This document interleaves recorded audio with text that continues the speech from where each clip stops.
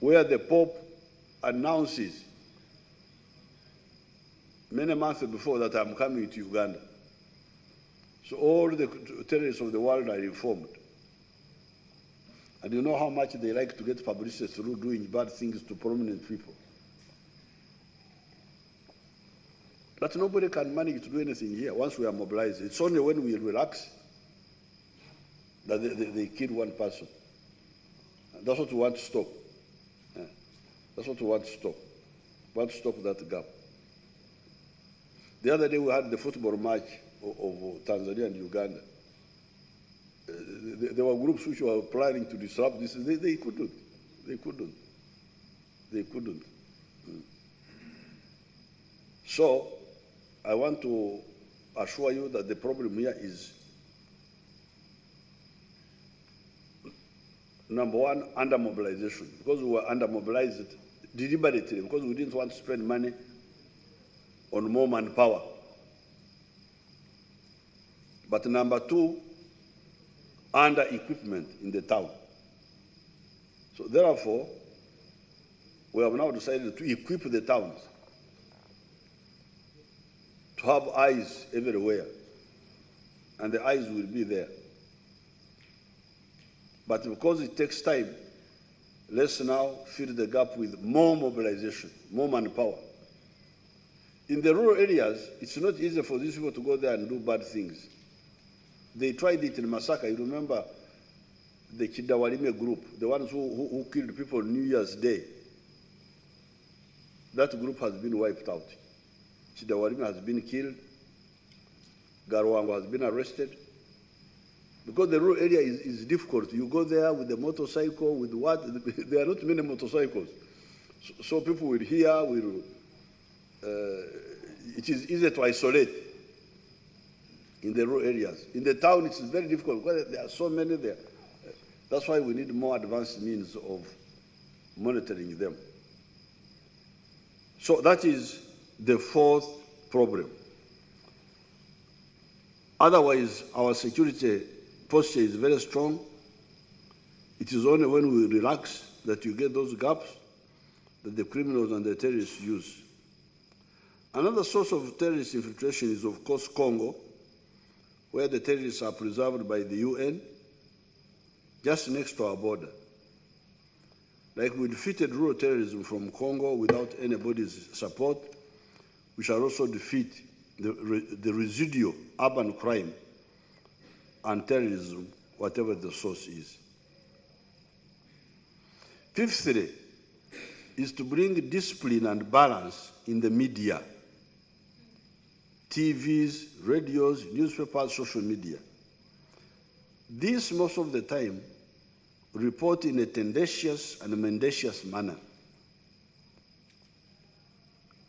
The government and the NRM have been asleep when it comes to media management. This is partly the old practice of the NRA, the National Resistance Army. We never propagandized, but fought, and the victories spoke for themselves. Even when we captured Kampala, very few people outside Uganda believed we had that capacity. Even today, it is still largely true that doing does more publicity than just talking. The massive wins by the NRM in the recent LC1 and Women Council elections, in spite of the massive lying by the biased press and media, confirms this. Even the win of President Trump in the USA in 2016, in spite of the papers there and the CNNs, the campaigning him, you can imagine these so-called democracies. You know, these newspapers, like in America, you would hear that a newspaper has endorsed this candidate. Do you know? Do you remember that? Yes. Which paper has endorsed this candidate? Why should a newspaper? Huh? These people say they are experts of democracy. How can a paper do that? Because a paper should be a neutral. You are licensed to inform people in in an objective way. Why should, that's what they were doing in the US. And many of them were against Trump, you remember. The CNNs, the campaigning him, picking faults, etc., points to the fact that media lying cannot, in some cases, obscure reality.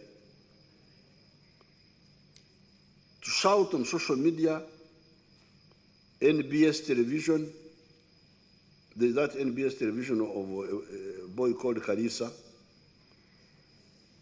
NTV, that paper of Aga Khan, that newspaper, TV of Aga Khan, Okoto Gongo's radio in Lira, or even CNN, that the NRM is useless to the citizens of Atanga, Achoribur, etc., or the ones of Atiak, Pabo, and Bibia, or the ones of Katakwi and Moroto, when they are seeing brand new tarmac roads in their area, will discredit the media rather than the government. You should know that. You are shouting how NRM is useless, how it is, but we swept all the LC ones, 90%. All the women councils. So,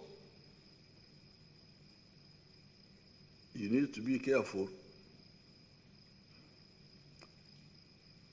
That is why the people ignored the media and voted massively for the NRM in the LC ones, women council elections, and in all the by-elections and elections since 2016, except for Chadondo, Jinja East, Rukunjiri, and Bujiri municipality. Remember, these are just 4 out of a total of 35 parliamentary seats and LC 5 elections, or by-elections, since the general elections. Since the general elections, we have held 35 elections of either by-election or new districts. You know all those elections, the endless ones. New district, I don't know what, I don't know. There are 35 of them. And only 4 were lost by the NRM. But when you listen to the radios, it is as if NRM has been losing all. Very sorry for you. I hope you have some interest in booking a position in heaven. You know, God will not welcome liars. I'm very worried about your post-earth situations. So we have held 35 elections or by-elections since the general elections, and NRM has lost only 4. And mainly because of cheating, but also some other local problems. Yeah. It is actually the killings of the sheikhs, Kagezi, Kawesi Abiriga, Magara, and now people like Chirumira, that made many Ugandans worried about security. It's not what you say, it is these killings that are worrying Ugandans more. The same was true of the beatings of the NRM women and intimidation with impunity by the opposition that gets people in the towns worried. Firm legal action, counter-mobilization, and development efforts quickly stamp out this lawlessness. That was how Walk to Work in 2011 and Making Uganda Ungovernable in 2016 were defeated. Because you remember that campaign. It was defeated. Nevertheless, since Uganda today, given what we have already put on the ground as the foundation, being a very rich country in the first place, is on a rapid growth and transformation trajectory, we should not allow the diversion of any of our people by the tendentious and mendacious media, local or foreign. Organizationally and technically, we are going to deploy means to handle this sabotage. The fight between an opposition MP and the police may be interesting and should be reported. No problem. The MP has fought with the police, or the police has beaten him, whatever the case. Okay, that's interesting news and should be reported. How then about the 600 megawatts Karuma hydropower station for a country which had only 60 megawatts in 1986? Why don't you report that also, so that we know that you are a media person who is professional and informative? Because if you did that, you reported Bobi Wine has fought with the police, or the police has beaten him, fine, it has been reported. But also, there is this huge 600 megawatts, which is about to be commissioned. Why don't you report that also? Huh?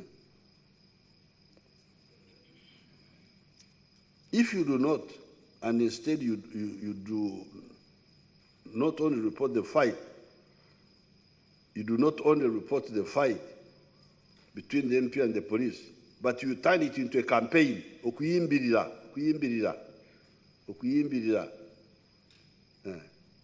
There's a difference between reporting and okuyimbirira.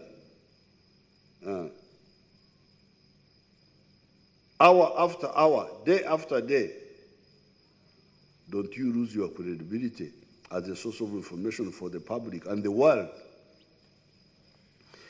Is in society who desire and are entitled to develop their businesses, because for us, we are not here for the sake of newspapers.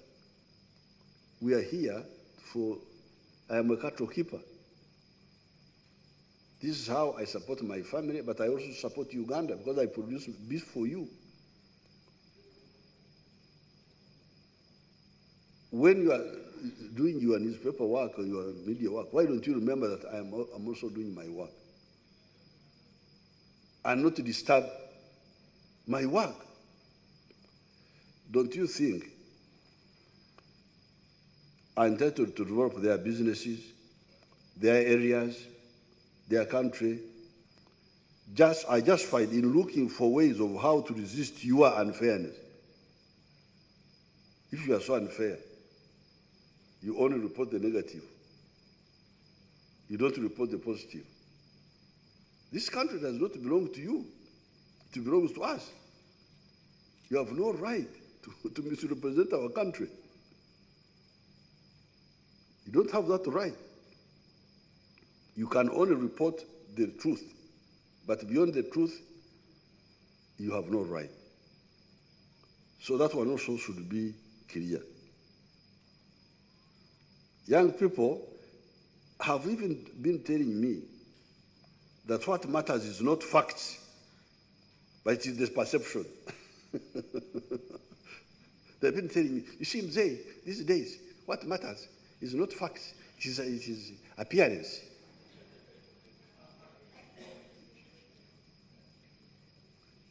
It is the perception. It is the perception. Perception. Really. This is how you are developing. That it is from I don't know where. There are even PR groups, PR. You know, people come here, they want to be your PR. PR, I don't need PR. I am Yoweri Museveni, son of Kaguta, General of the National Resistance Army. I don't need any polishing. I didn't anybody to polish me. I am here. So that buyaism of yours, which you say now is international buyaism, I would advise you to check yourselves. And I'm going to demonstrate that you are wrong. And those who are sending you are wrong. Just wait. They actually advise me, and I listen to them. You know, Mzee, these days, what matters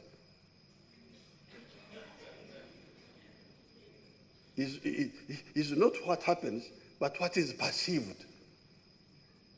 So the world is going to become a world of appearing, not being. People are not going to concentrate on substance. They are going to concentrate on image. That's how you want the world to be, with your so-called experts from some of these useless places.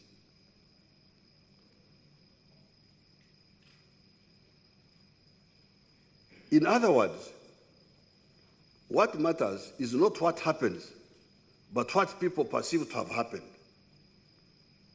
Is it good for the world to only appreciate appearance rather than facts?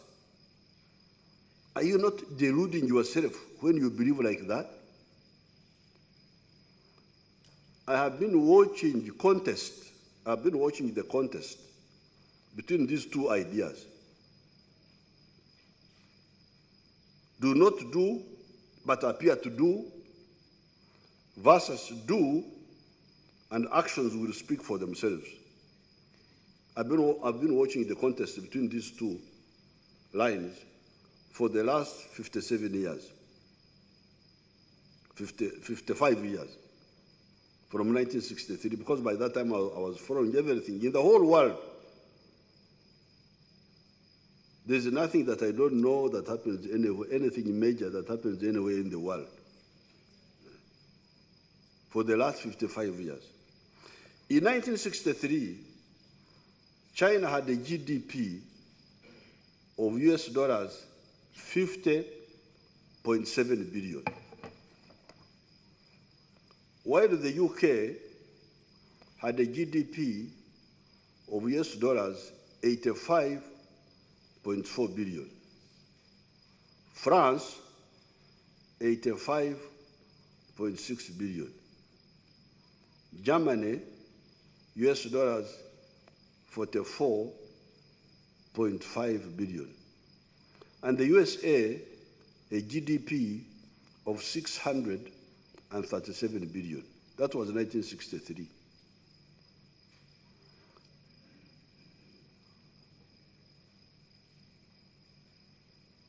China was very low in the hierarchy of development.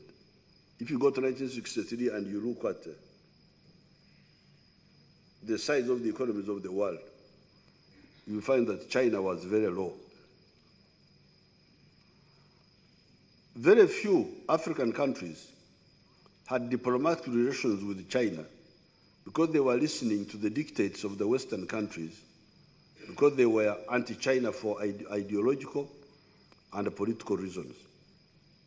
The Western media, believing in the principle of appearing and not doing what you are saying now, appear, PR, continually demonized the Chinese and the communists in general. Never mind that the communist Soviet Union had just saved Europe from the demonic Hitler. The Soviet Union is the one which saved Europe from Hitler. But because of those beliefs of yours appearing, now these people were demonized. Here in Africa, only the far-sighted leaders, like our elder Mwalimu Nyerere, and some of us, the students, saw the correctness of establishing a close relationship with the Chinese, because they had also been victims of colonialism and aggression. We were not communists, but we rejected the subjectivism of saying that those who do not do what I do are automatically wrong. We rejected that. And Mwalimu rejected it. I visited North Korea as a student in 1969. Because we didn't believe those are terrible people, they are very bad. But okay, if they are bad, they are in their own country.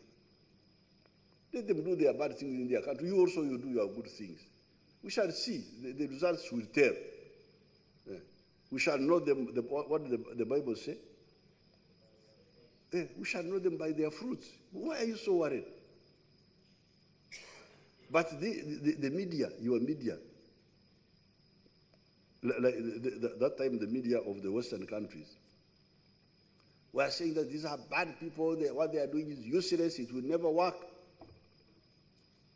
So,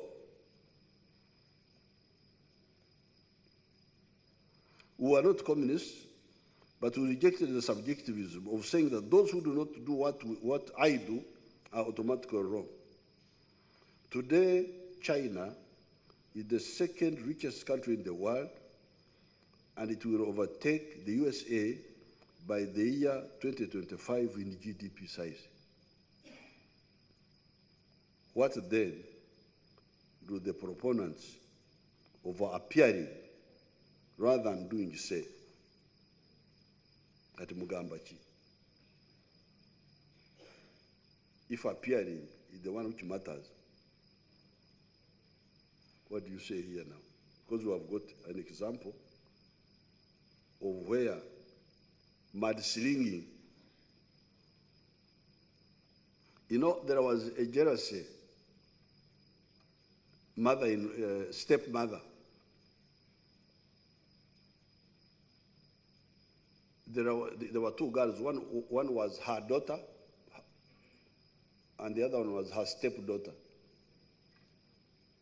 Now, the stepdaughter was very beautiful, and her daughter was not so beautiful. This is a story in Ankole. So what she did, she smeared cow dung to her stepdaughter, smeared her with cow dung, and smeared her own daughter with oil and so on, and made them stand by the roadside. So when travelers came, we said, you travelers, among these two children of mine, who is more beautiful? The travelers said, this one who is covered with the cow dung is actually more beautiful, only that she is covered with cow dung. And she was very much annoyed. So she went and changed and now covered her own daughter with the cow dung and covered the other one with oil, with good oil. So when the travelers came, she said, among my two children, who is more beautiful? She said, obviously, this one is not only ugly, but she has also cow dung on her. So, my poor PR people, in the last Beijing summit, 39 heads of state and heads of government from Africa were there in person. Then there were a number of vice presidents and prime ministers. Doing has overcome appearing in this case. The NRM is strengthening Uganda actually, as I have shown above, in reality. Nevertheless, there is no harm in having a responsible and truthful press, at least within Uganda. We can then see how to deal with the racist foreign media, which believes that Africans are incapable of doing anything right unless they are puppets of Western interests. The West has had a lot of puppets in Africa since 1960. Mobutu, Banda, Idi Amin, Habyarimana, Kaibanda, who destroyed those countries. Patriots, some of whom may have their own mistakes, where they are in charge, have reversed the decline of Africa. Uganda is certainly on the ascent. Sixth and finally, the NRM must stand firmly and unequivocally with the Vanja holders in Buganda, Ankole, Toro, and Bunyoro, where that evil system had been introduced by the British. The British in 1928 had seen the evil of that system of theirs and introduced a decree to ameliorate the suffering of the Bibanja people in the form of the Busuru and Vujo so-called law, in effect a decree, because there was no parliament of 1928. This provided that while the collaborator landlords retained the ownership of Wananyini, the Bibanja owners could not be evicted except with the permission of the governor and would only pay nominal rent, not commercial rent of only 8 shillings per annum. The Banja owners had some relief, and the law stayed like that until 1975, when Amin brought in his decree, which actually abolished the Mile land, but of course without discussion, because that was Amin's way. The NRM would have wholeheartedly supported Amin's decree, except for one point. When in 1928 the British had reined in their collaborator chiefs by stopping them from excessively looting the Banja owners, many landlords had sold off their ownership to new people. It was of course wrong for anybody to buy land occupied by people unless you were ready to equitably negotiate with them and compensate them fairly on a willing buyer, willing seller basis, so that you use the land for production, not for the feudal relationship of owning people instead of owning cattle, goats, or coffee.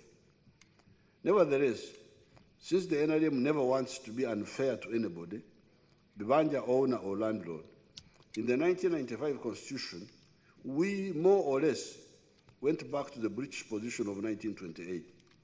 Ownership for the landlord retained, no eviction for the Banja owners except for the refusal to pay the nominal rent, and only nominal rent to be paid and never commercial rent.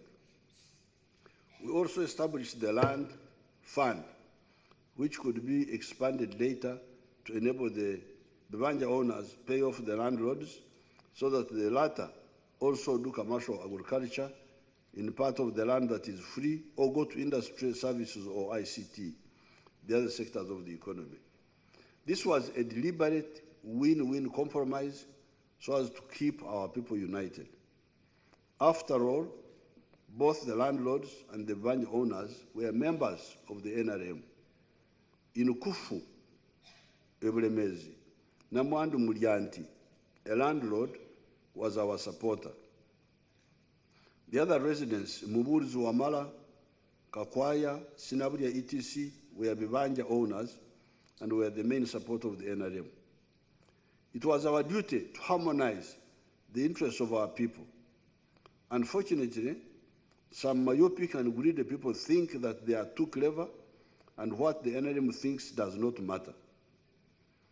Working with the corrupt magistrates and the security personnel, they have been massively and illegally evicting the Banja owner families, many of them the historical supporters of the NRM, and in the main, being responsible for the return of democracy to Uganda and the return of the traditional institutions like the Kabakaship through their support for the NRM. Therefore, the Banja owners be assured that the NRM and myself, as your leader in the resistance, will not abandon you. If some of the landlords do not want a win-win solution, which is the NRM way, we shall stand with you. I thank Justice Bamugemerere for moving in some of these areas and exposing the criminality of the landlords. Therefore, Ugandans, this lengthy speech is to assure you that Uganda is on the ascent. Nobody will bring it down, no matter how hard they try. We have very powerful internal forces that will combine to defeat the primitive fascists, backed by external parasitic elements. We are in the process of tightening the weak points. Be calm and supportive. The rest we shall handle. As far as the external relations are concerned, we always work with the African countries, the Asian countries, the Latin American countries in the South-South cooperation. This is what we did in the anti-colonial struggle. This is what we are doing now. We work with the Soviet Union, Russia, because it stood with us in the anti-colonial struggle ever since 1917, when the communists took power in that country. We work with the countries of the British Commonwealth and with the European Union under the ACP-EU Lome arrangements. We work with the United States under the AGOA arrangement, which, helped by our sister Rosa Whittaker, I negotiated with President Bill Clinton. With the European countries, we share the religion of Christianity and the basic principles of democracy. With the USA, 30% of the population of that country are Africans. In all these arrangements, it is important that external players refrain from interfering in the internal affairs of other countries. Interfering in the internal affairs of other countries is morally and practically wrong. Morally wrong because the question is, what superior intelligence do you have to think that you can understand the problem in my house better than we, the occupants? If there is a problem in our house, we, the occupants, will solve it. Keep out. It is also practically wrong because outsiders cannot have enough information about a foreign situation. They are most likely to make mistakes. The examples are numerous: Vietnam, Cambodia, Iraq, Afghanistan, Libya, etc. When foreigners were chased from Vietnam, it is now one of the fastest growing economies in the world. What was the justification for foreigners making so much chaos about something they did not understand? Besides, what is good for the goose is good for the gander. Why does a section of the USA spend so much time trying to prove that President Trump's election was somehow, through the hacking of some computers, aided by external forces, and see no problem in openly encouraging indisciplined elements from friendly countries? If there is any problem in Uganda, I surely will handle it better than the outsider. I think the accusations against President Trump is that the Russians hacked the computers of somebody to get bad information about Hillary Clinton, the candidate that was competing with him. It is so serious that some of them talk of impeaching President Trump if it turned out to be true. Yet, it would be merely giving information by the Russians to the detriment of the candidate they did not prefer. Assistance with information. In Africa, on the other hand, NGOs funded by foreign governments actually give money to opposition players, give advice, lie on their behalf, etc., etc. These foreigners may think that Africans are weak and foolish. Indeed, that is what Henry Kissinger is reported to have said once in 1973 in the Arab-Israeli War. However, God sometimes stands with the weak. Africa may one day surprise those who abuse her. In this case, we, the sleeping Ugandans, seeking to operationalize Article 1 of our Constitution, which says that all power belongs to the people of Uganda. It does not say that all power belongs to the NGOs. I think we should amend it so that we should say all power belongs to the people and the NGOs and foreign diplomats. We should amend it. I propose an amendment. So it is clear, because it is meaningless to say all power belongs to the people, and then you interfere with those people when they are making their decisions. I have to enact the Sovereignty Act, where citizens who helped foreigners to interfere in our politics would attract appropriate legal sanctions. I thank the Americans for reminding us by harassing Mr. Trump on this alleged connection with the Russians. Because the people who are fighting with Mr. Trump, they are really very serious. They say the Russians hacked the computers, I don't know who, and got information about Clinton, which then they gave to Trump, and Trump used it to undermine, I think. I don't remember the reason, but it's something like that. Okay, but this was just information. Even if that was the case, this was just information. But they are saying that this was a crime because a foreign power was interfering in our politics. And I totally agree with them, because that would really be interference. But here, it's not information, it is actually money, meddling, misinforming, because they think that Africans are stupid.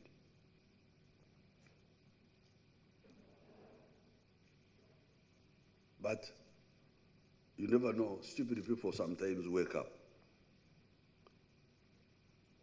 The issue of torture, which has been bandied around so much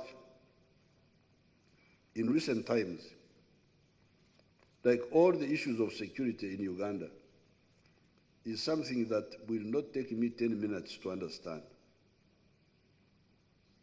I have either been watching or observing these issues for the last 56 years. Indeed, on the 20th of June, 2018, I wrote a circular letter to all the security personnel when this issue was raised in the media. I think you remember that letter. They will give you a copy later. Which genius in the world can understand this issue more than some of us that have been handling all this for so long? Which genius in the world can understand the issues of this mistake or that mistake in the security of Uganda than some of us who have been handling this for all these years?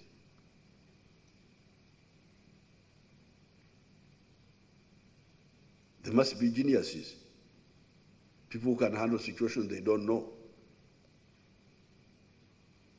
handle it by intuition, I don't know what.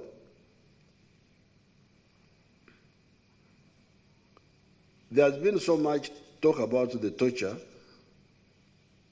by the security forces of people like Honorables Bobi Wine and Zaki. This talk is in the media, in other non-court fora. Yet, these are matters in the courts of law.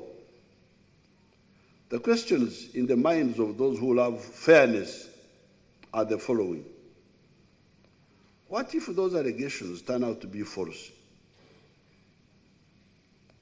How will the accusers, local and foreign, rectify the injustice they have done to the security forces?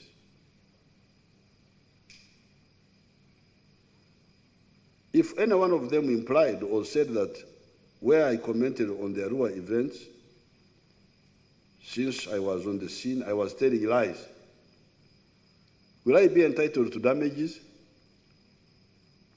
Because the matters are in court. What if it turns out that the ones who said they were tortured were not tortured, and that the reality was different? What will happen to the false accusations? I think if the law allows to get damages, that will be good for my party, the NRM. Some of the NGO money via the opposition may in the end help to fund the NRM. So I'm just waiting to matters to be proved in court, and if they find that they are telling lies against us, because I was in Arua, I couldn't see the whole situation, although I was nearby, but what I saw, I shared on the social media, and then people are saying, no, he's a liar. Okay. Of course, accuse me of being a liar, especially if I am a man of substance like I am. I think I'm entitled to damages. So I'm looking forward to getting money for my party from those who say that what we said was a lie. Final question in this connection. Do the security forces personnel have rights according to these human rights activists? Or are they to be assaulted, beaten, stoned, or maligned with impunity? Do they have a right? Or do they not have a right? Uganda is not a failed state. It has powerful institutions, the armed forces, the LOC structures, the leagues, the district parliaments. We have got 123 parliaments in the district. Are they 123 or they have increased it? Huh? 130 now, 130 parliaments. 135. Oh, they're going up all the time. The national parliament, the ministries, these have handled the issues of Uganda from a very low base to where it is now. If there are people of goodwill, the world is not short of vacuum areas where there is no state authority. They could surely help there if they have some redundant capacity. There is Afghanistan, Somalia, Eastern Congo, Iraq, Yemen. These groups could go there and help because they say they want to help. Why not help here when where people are really dying like flies? Ugandans, you liberated yourself from tyranny and death. See the mass graves in the Rural Triangle. We're the only ones that can guarantee our future. The way it was in the past, so it is today, and so it shall be in the future. We are the ones to guarantee our future, working with friends that respect our sovereignty and our intelligence. Coming to the political parties, apart from the legal and court solutions, there is the standing arrangement of political dialogue through Inter-Party Organization for Dialogue, IPOD. I'm going to ask the NRM delegates to that forum to raise the issue of political violence, the issue of alleged torture, the issue of inter-party support for taking advantage of the youth dividend by expanding their empowerment that has already started. Cabinet decided that the State House controller, Madam Luce Nakyobe, should head this effort because she has already started and what she has done has been successful. I thank everybody. Long live the NRM, long live Uganda, long live Africa. I thank you.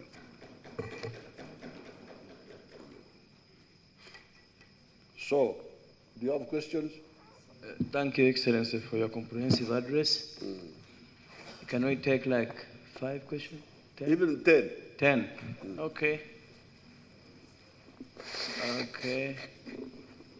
Yes, let me start with Monitor, Tembo, Chidandi, the lady there, the white lady, sorry I don't know your name, and somebody, either from UBC or something. You just line up on the microphone. Let's have 5 first and then... One question per person. Yes. Then BBC Swahili will come. Thank you, Your Excellency.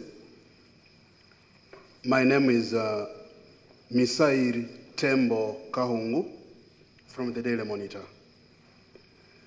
My question is about the security situation which you have largely handled in this talk.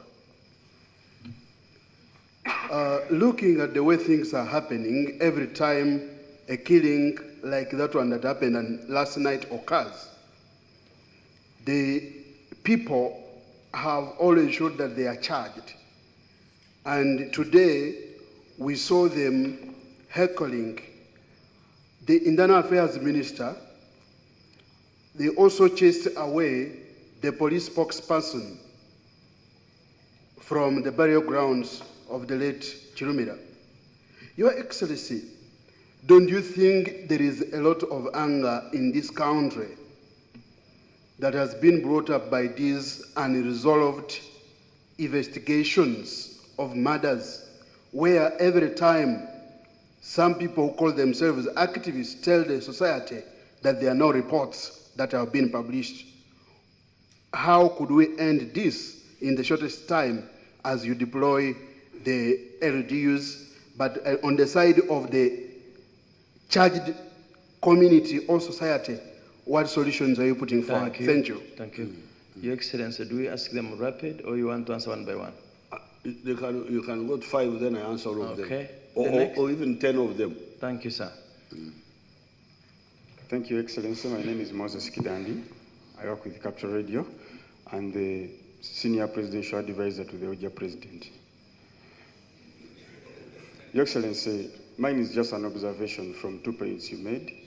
You gave a breakdown of the school distribution where you said the private schools are more than the government schools.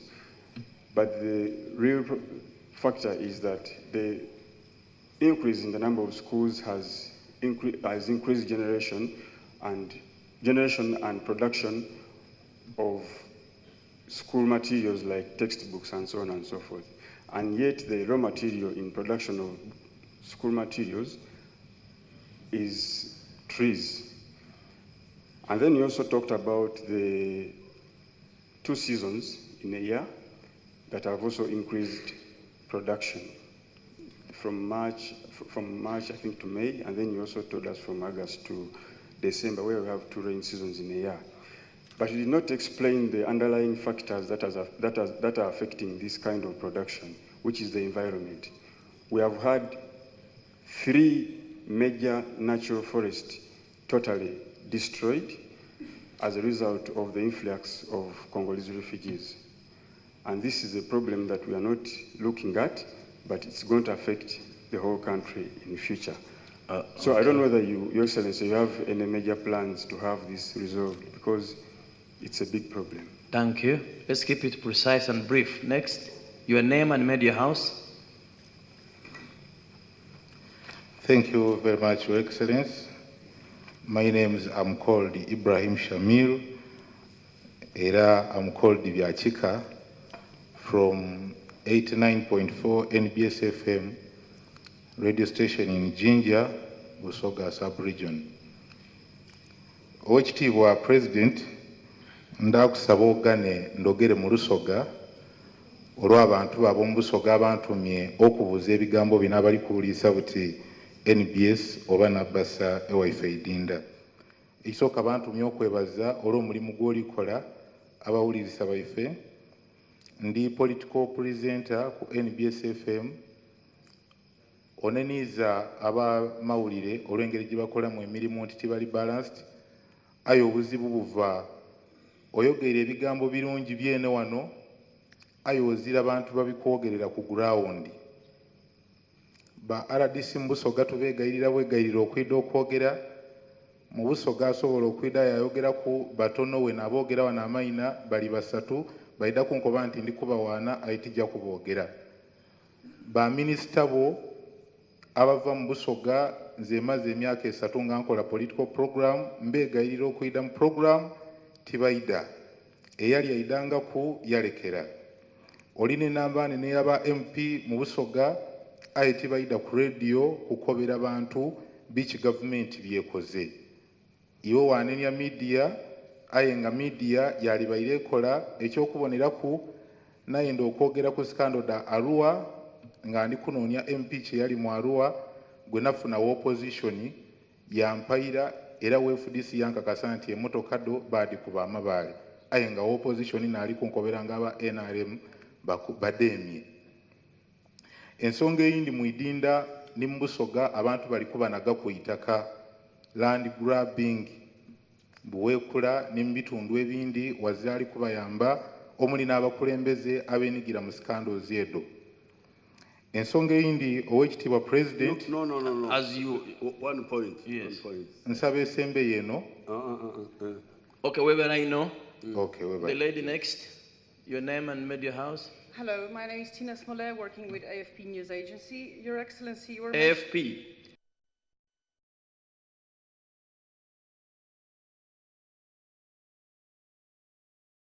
In the past, we've had issues with crime preventers. You mentioned that those units will be vetted and then put on the ground.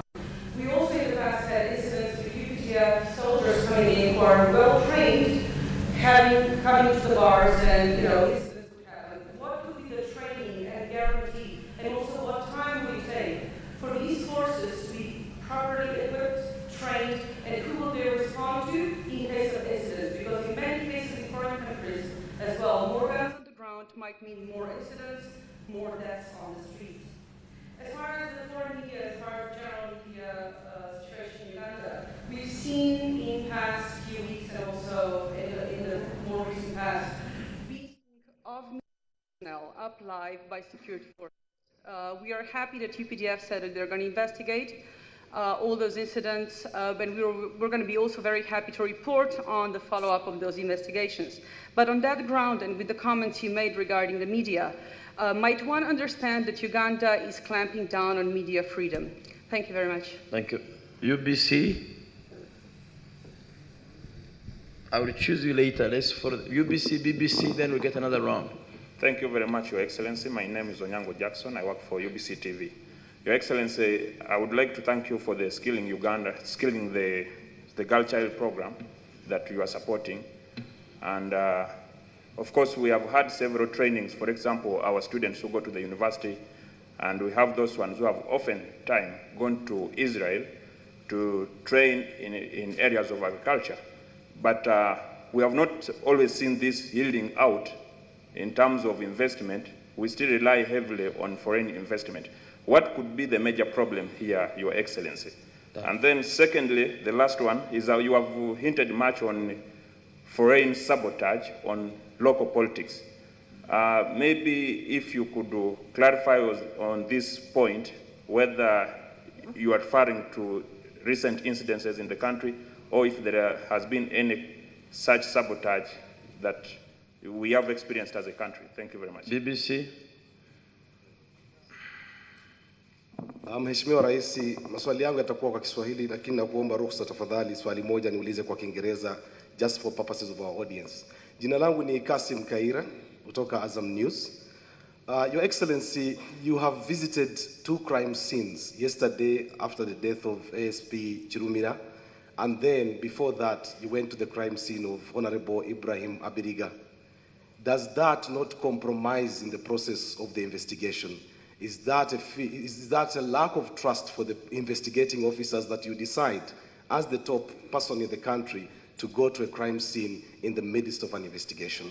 Swali la pili Mheshimiwa ni kuhusu taarifa uliyosema kuhusu uandishi wa habari, kwamba waandishi wa habari wametumia vibaya nafasi yao katika reporting tunayofanya. Hiyo huenda labda ikatumiwa vibaya na wale ambao watatekeleza sera zako kwa kutumia njia hiyo kama kulalia na kusimamisha uhuru wa waandishi wa habari, ilhali uhuru wa waandishi wa habari ndio umesaidia Uganda hata kufika katika map iliko kwa sasa. Thank you. Let's have another round of 5. Yes, the gentleman in the sweater. It will be followed by Lomuni Vision. This gentleman here, this one here, and the red top coat. Okay, go on. Yes, Your Excellency.